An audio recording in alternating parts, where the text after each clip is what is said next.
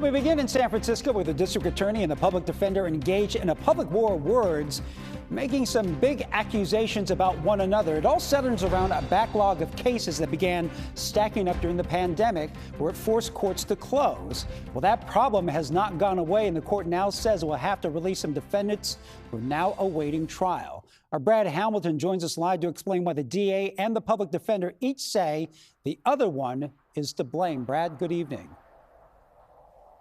Yeah, Ryan, right now the courts say they are dealing with an unprecedented amount of cases with not enough lawyers to defend all of them. So recently they announced that they would have to start releasing some of these defendants without attorneys, and that has led to plenty of finger pointing.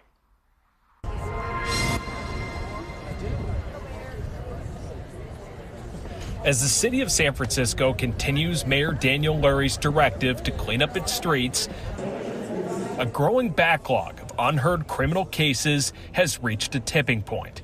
Last week, the Superior Court of San Francisco announced that it might have to start releasing some defendants whose trial wait exceeds the mandatory 45-day deadline because they have no attorneys to represent them. The courts cited the public defender's office for their refusal to take on new cases in recent months. Back in May, the office, which provides legal representation to those who can't afford a lawyer, warned that it would be unable to take on misdemeanor cases one day a week because of its caseload. But the man in charge of that office, Mano Raju, says the district attorney's office is at fault. 60% increase in cases filed since 2021. There's been a 57% increase in the active misdemeanor caseload over the last 6 years, and there is a 40% increase in the active felony case over the last 6 years. There's been a dramatic increase. But San Francisco District Attorney Brooke Jenkins fired back, saying her office is filing more cases in its push to clean up the streets. I have misdemeanor lawyers right now who have 225 cases each.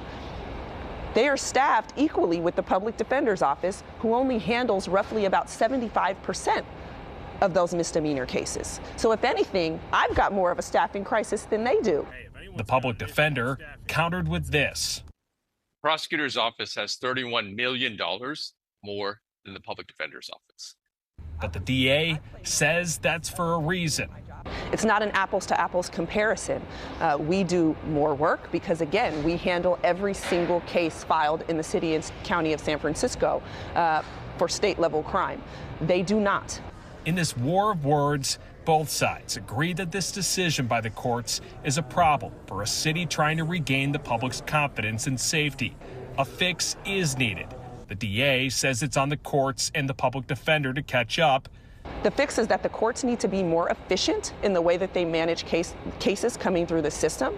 They need to make sure that they hold the public defender to their obligation to be appointed for our indigent defendants. But the public defender says it's the DA's office that needs to cut back. Facts speak for themselves. The increase in the number of filings, the increase in the active cases have contributed largely to the staggering caseload that public defenders are carrying. Okay, so over the past several months, the courts told us that they've had to lean on private attorneys to take over the casework for the public defender's office. But recently, those private attorneys came to them and said, hey, we can't do any more of these cases. So there are hearings right now going on between the courts and the public defender's office to try and figure this all out. And in the meantime, the courts say they're going to prioritize their cases, started with in-custody felonies, and then some of these defendants might get released, but only when appropriate. All right, Brad Hamilton reporting live in San Francisco.